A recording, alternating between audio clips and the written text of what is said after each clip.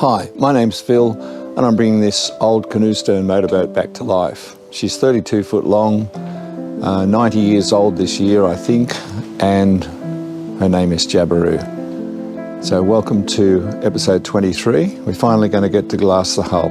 So that's what this should be all about, nothing but glassing. So hope you enjoy it.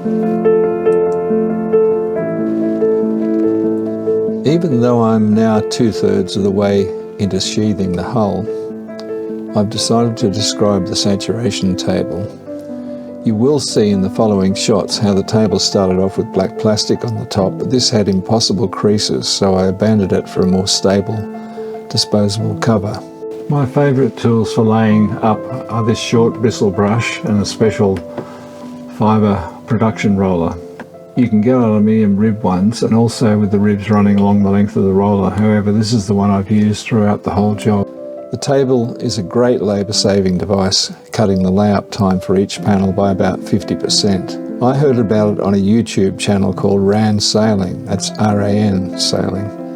A Swedish couple, Jan and Marlin, are building a 50-foot yacht, and this is the method that they use to glass the outside of their hull.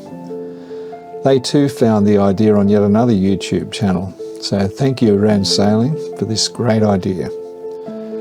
My table is 1.4 by 2.4 metres long, just enough for the largest panel. The table is absolutely level, so the resin can't flow to one side or to the end. The method is to pour lots of resin onto the glass, spread it with a squeegee and let gravity soak it through. Care has to be taken to ensure enough resin is in the cloth. Too little resin and more has to be applied while it sits on the hull, and that takes up a lot more time.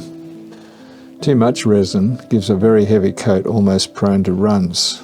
Putting peel ply over glass with too much resin causes runs on top of the glass under the peel ply, and these lumps then have to be sanded out afterwards.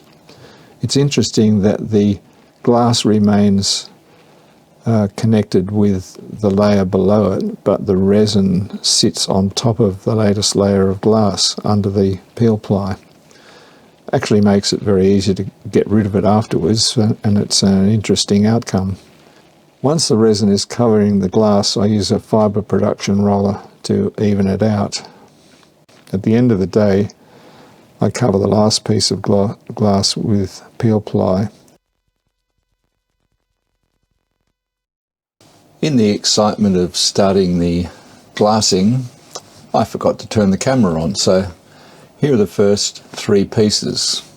You can see the cloudier piece on the left has 3 layers, then the next section has 2 layers, and the third section has 1 layer.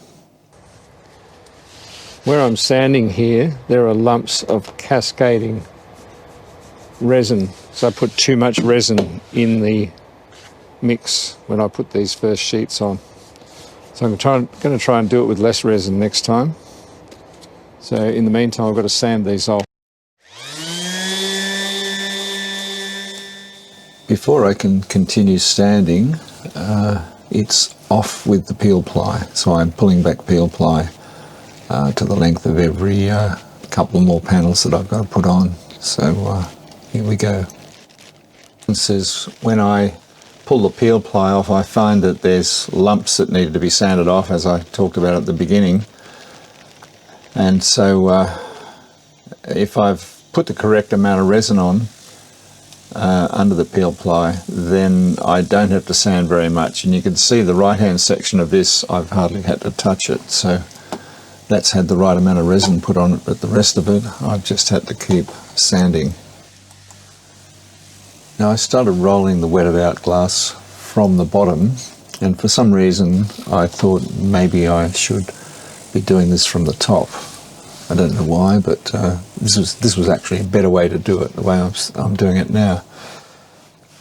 So what happens here is on the left of that sheet is 3 layers of glass, and then the next 400 or so millimeters is 2 layers, and the third layer from the front is 1 layer. So what I'm doing is now doing a slight overlap, about 50 millimeters or so, onto that third layer, and then it progresses along the boat about 420 millimeters. So where I'm cleaning out now is one layer of glass. So I've just got to keep doing that. This is sheet number 4.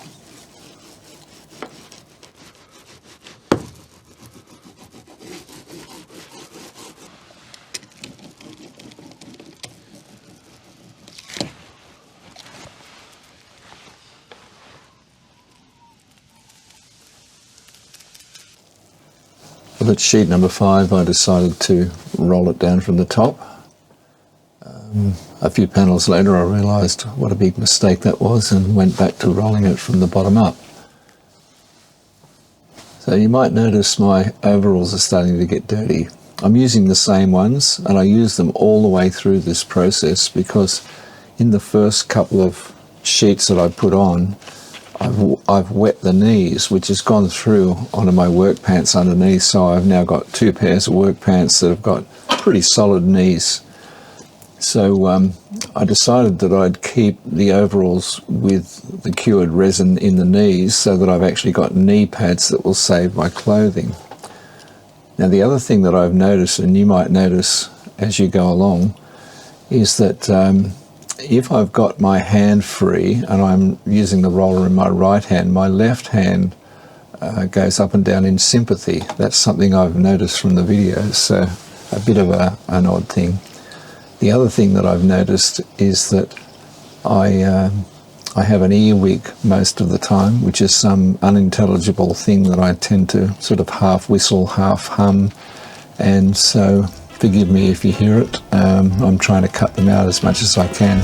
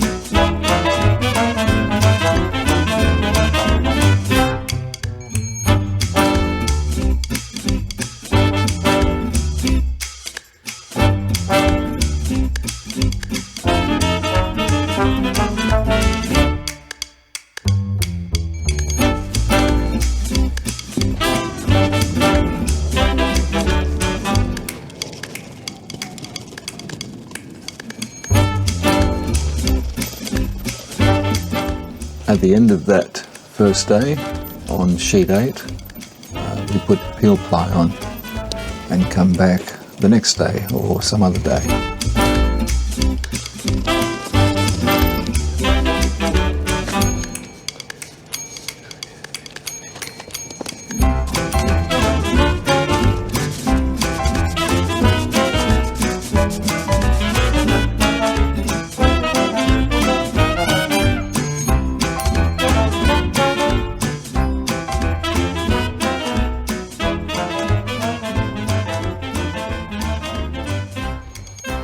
This last one that I did yesterday still feels tacky.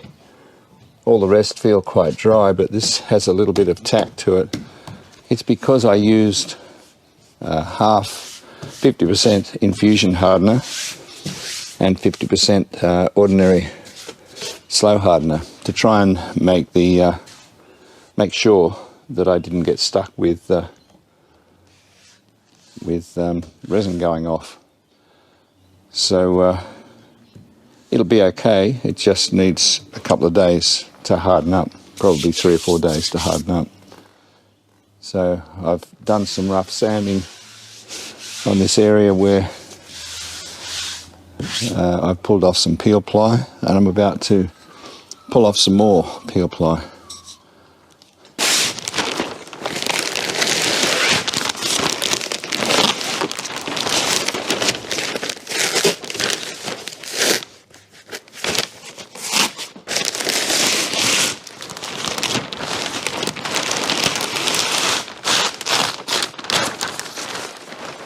So now it's time to mix up some resin and cut some glass. So I'll do that, and then we'll start glassing again.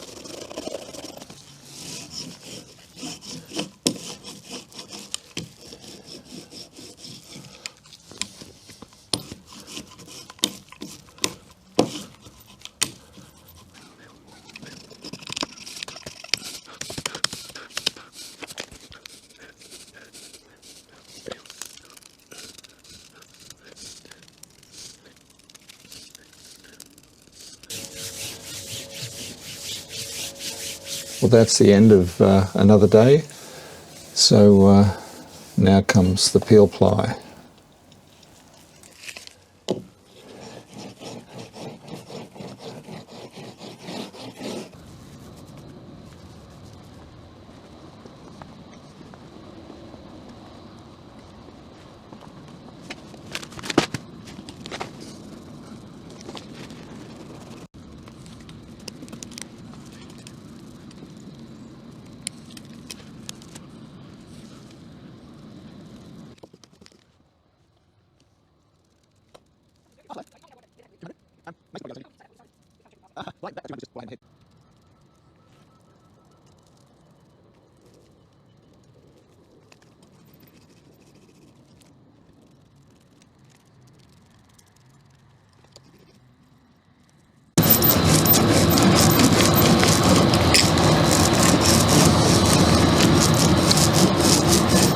It's an interesting process doing things like this, you know, when you haven't done it for years and years and years. And also the gear is different. It's much nicer, much better suited to purpose than what we had 50 years ago. But I started off doing a coat of resin on the hull and putting peel ply on. And I've got to say, putting peel ply on is my least favourite pastime. It's a pain in the neck. I find it very difficult to get all the bubbles out of peel ply. And I also began by putting far too much resin on the peel ply after I'd applied it to try and get the bubbles out. And I was using a roller with a bit more resin. So the end result was we had curtains of resin running down under the peel ply. When I say we, I. So it ended up that I had to sand most of the areas that I'd put peel ply on because there were little curtains of runs. So anyway, I did the same thing when I started doing glass. Far too much resin, and but pretty soon I worked out with this saturation table. I worked out that pretty much how much resin to put on, and it ended up really easy to lay up. And this one in particular, I've got just the right amount of resin on it, and it's very easy to get the adhesion to the last piece of glass that I put on.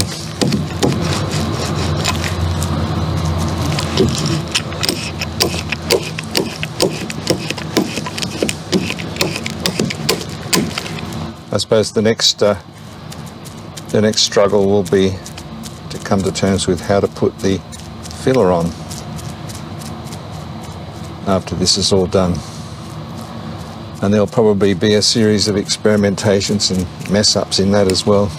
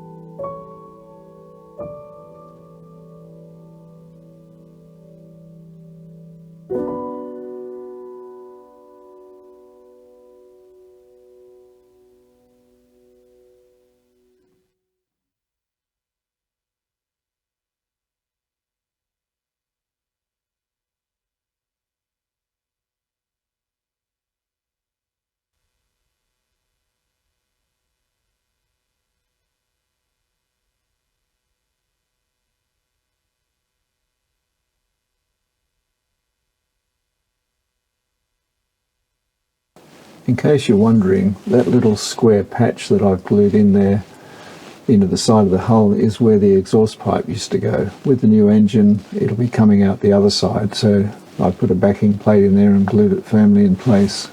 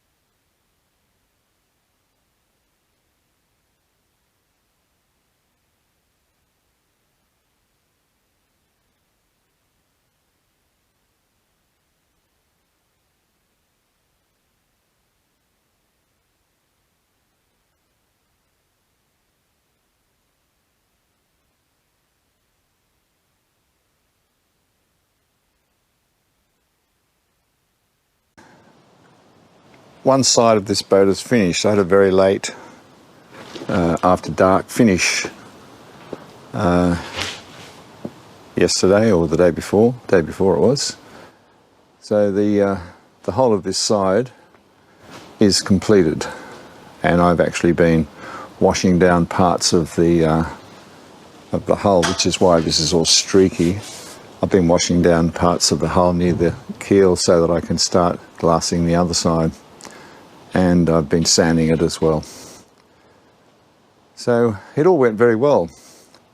I'm very happy with it, and I think it's going to be a reasonably nice job to get that all faired up. So I've got one little section here that I need to do, which has only got 2 layers of glass on it, just that little bit there. So, and down here. So the rest of it's been done. There's three layers on this section of the deadwood, and I'm going to leave that until the boat's turned over, and I'll glass that because it's easier to glass when it's the right way up. The only negative thing that happened was that when I left late on Friday, there was a big bubble formed here, probably from the weight of this glass pulling down. I should have cut it off, but I didn't. And it created a couple of bubbles around the corner and a little bit around here as well. So I've slashed them away with a chisel while they were still reasonably soft, and I'll sand them off and repair those sections before I go further in this area. So that's all we'll have for this episode. We'll go back to the rest of the glassing on the other side of the hull next episode. So I hope you enjoyed this one. It wasn't too boring. There's a lot of the same sort of thing going on. And I put those supers on the the sheet numbers so that you'd actually get an idea that something different is happening each time. So thanks for watching, and I'll see you next time.